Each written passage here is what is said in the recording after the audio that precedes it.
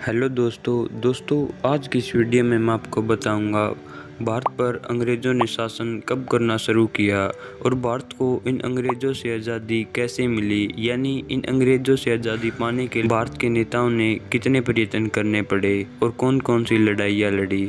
दोस्तों, भारत के इतिहास में 15 अगस्त का बहुत बड़ा महत्व है। भारत एक लंबे समय तक अंग्रेज़ों के अधीन रहा है और इस स्वतंत्रता को प्राप्त करने के लिए भारतवासियों ने हर मूल्य को चुकाया है। इस स्वतंत्रता को प्राप्त करने के लिए देश में कई तरह के आंदोलन हुए और हर आंदोलन को सफल बनाने के लिए देशवासियों ने अपना सब कुछ दांव पर लगा दिया। इस दौरान कई लोगों की जानें भी गई और कई ब्रिटिश हुकूमत के अत्याचारों से शहीद हो गए। दोस्तों, इन अंग्रेज़ों से भारत ने खुद को 15 अगस्त 1947 में आज़ाद कराया था। तब से अब तक भारत 15 अगस्त को स्वतंत्रता दिवस के रूप में मनाता है।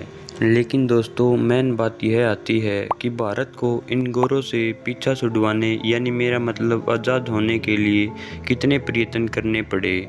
दोस्तों, भारतीय स्वतंत्रता का इतिहास एक बहुत बड़ा इतिहास है। इसलिए दोस्तों, आज की इस वीडियो में मैं आपको मुख्य रूप से उन लड़ाइयों और उन किस्सों के बारे में बताऊंगा जो भारत की आज़ादी के लिए पूर्ण रूप से वरदान साबित हुए। दोस्तों, 17वीं सदी के आसपास भारत में यूरोपीय व्यापारियों ने अपने आउटपोस्ट बनानी शुरू की, यानी अपनी दुकानें लगानी शुरू की। यहाँ पर सभी तरह की संभावनाएं होने की वजह से, यानी सभी तरह के लोग रहने की वजह से उनका काम बहुत अच्छा चल पड़ा। धीरे धीरे इन्होंने यहाँ पर अपने मिलिट्री फोर्स भी तैनात करना शुरू कर दिए। समय के साथ इनकी लालच बढ़ती गई और ये देश भर में अपनी सत्ता स्थापित करने की कोशिश करने में लग गए। अंग्रेज़ों ने भारत में ईस्ट इंडिया कंपनी की स्थापना की और अपनी राजधानी कलकत्ता को बना लिया।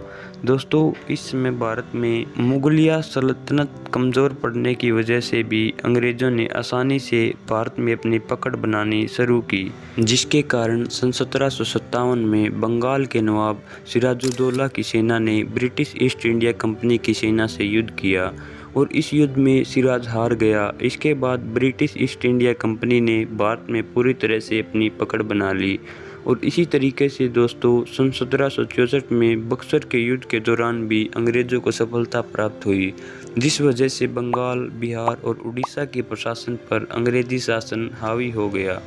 लेकिन इन सब के बावजूद दोस्तों सन 1857 में क्रांति हुई और यही क्रांति भारत की अपनी आज़ादी के लिए सबसे पहली और सबसे बड़ी क्रांति साबित हुई। दोस्तों, कई इतिहासकारों का मानना है कि यह क्रांति भारत में अंग्रेज़ों से आज़ादी की पहली लड़ाई थी। यह लड़ाई पूरी तरह से ब्रिटिश ईस्ट इंडिया कंपनी के विरुद्ध थी। ऐसा माना जाता है कि इस क्रांति का आरंभ मंगल पांडे की बगावत से आरंभ हुआ। मंगल पांडे ब्रिटिश रेजिमेंट के एक सैनिक थे। यहाँ पर इस्तेमाल किए जाने वाले कारतूस में गाय के मांस की चर्बी लगी होती थी। मंगल पांडे ने इस वजह से इस कारतूस का प्रयोग करने से इनकार कर दिया और गाय को बचाने के लिए ब्रिटिश सेना के खिलाफ बगावत शुरू कर दी। इन्होंने इस बगावत में बैरकपुर रेजिमेंट के सबसे बड़े अफसर की हत्या कर दी। इस घटना से सभी शोषित भारतीय लोगों के बीच क्रांति की ज्वाला भड़क गई और समस्त देश में आग की तरह फैल गई।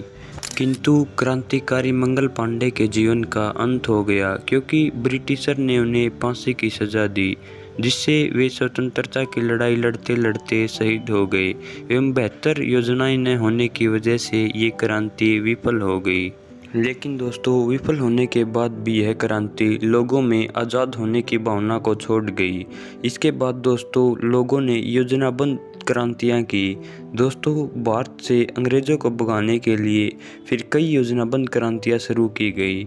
लोगों को राजनीतिक स्थितियों से अवगत कराने और जागरूक करने का काम किया जाने लगा। इस समय कई तरह की संस्थाओं की स्थापना की जा रही थी।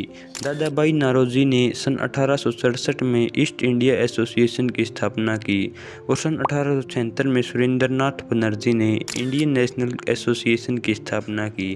इन संस्थाओं की सहायता से लोगों में एकता लाने का कार्य किया जाने लगा। इसी दौरान 1885 में इंडियन नेशनल कांग्रेस की स्थापना की गई।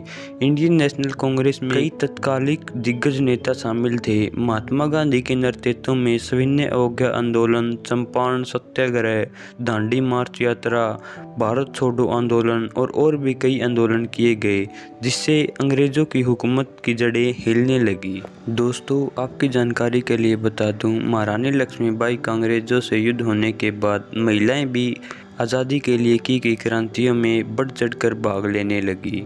दोस्तों, अब आप भारत की स्वतंत्रता से तुरंत पहले की स्थिति को भी समझ लीजिए। दोस्तों, स्वतंत्रता के पूर्व इंडियन नेशनल कांग्रेस की तरफ से ब्रिटिश शासन के समक्ष पूर्ण स्वराज्य की मांग रखी गई। इसी दौरान 26 जनवरी को भारत की आज़ादी मनाई गई। इसी समय कांग्रेस ने भारतवासियों से ये अपील की कि वे सविनय अवज्ञा आंदोलन में अपना योगदान दें। इस आंदोलन में एक बड़ी संख्या में भारतवासियों ने हिस्सा लिया और आंदोलन को सफल बनाया। विभिन्न तरह के आंदोलनों से ब्रिटिश सरकार को यह लगने लगा कि भारत पर अब उनका शासन कर पाना मुश्किल है। इस समय ब्रिटिश सरकार कमज़ोर पड़ने लगी। इसके बाद सन 1930 से लेकर सन 1940 तक भारतीय राष्ट्रीय कांग्रेस ने 26 जनवरी को ही स्वतंत्रता दिवस के रूप में मनाया। इस स्वतंत्रता दिवस को मनाने की वजह से भारतवासियों में स्वतंत्रता प्राप्त करने का जोश बना रहता था। लेकिन दोस्तों, इस समय भी भारत पूरी तरह से आज़ाद नहीं हुआ था। इसलिए भारत को पूरी तरह से आज़ाद करने के लिए दोस्तों महात्मा गांधी ने दो बड़े आंदोलन शुरू किए। सबसे पहले शुरू किया दोस्तों सविनय अवज्ञा आंदोलन, जिसमें कई कार्यक्रम किए गए, जैसे नमक कानून तोड़ना, सरकारी संस्थाएं एवं शिक्षा केंद्रों का बहिष्कार करना, महिलाओं द्वारा स्वयं ही शराब एवं अफीम की दुकानों में धरना देना, विदेशी वस्तुओं का बहिष्कार और कर अदायगी को रोकना। दोस्तों, गांधी जी ब्रिटिश सरकार के नमक पर लगाए गए बैन को हटाने के लिए आंदोलन कर रहे थे। अंग्रेज भारत में ऐसा कानून बना चुके थे कि कोई भी भारतीय यहाँ पर न तो नमक खरीद सकता था और न कोई भारतीय बेच सकता था। 12 मार्च 1930 को महात्मा गांधी ने अपने 78 अनुयायियों के साथ साबरमती से दांडी तक लगभग 200 मील का रास्ता पैदल तय किया और अंत में दांडी के समुद्र के पानी से नमक बनाकर अंग्रेजों द्वारा बनाया गया कानून तोड़ दिया।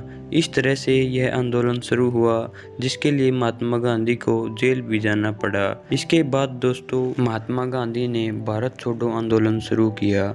इसकी शुरुआत महात्मा गांधी ने हरिजन पत्रिका में एक लेख लिखकर की। 9 अगस्त सन 1942 में ये आंदोलन शुरू हुआ। दोस्तों, भारत छोड़ो आंदोलन को महात्मा गांधी ने करो या मरो का नारा दिया। यह आंदोलन हालांकि महात्मा गांधी अहिंसा के मार्ग पर चलकर पूरा करना चाहते थे, किंतु बहुत जल्द ही आम जनता के सब्र का बांध टूट गया और कहीं हिंसात्मक तरीके से भी यह आंदोलन किया गया। और इस तरह दोस्तों 15 अगस्त 1947 को भारत को स्वतंत्रता प्राप्त हुई। दोस्तों, मैं उम्मीद करता हूँ आपको आज की यह वीडियो नॉलेजफुल लगी होगी, इसलिए इस वीडियो को लाइक और अपने सभी फ्रेंड्स के साथ शेयर करें। बाकी दोस्तों, जय हिंद, जय भारत।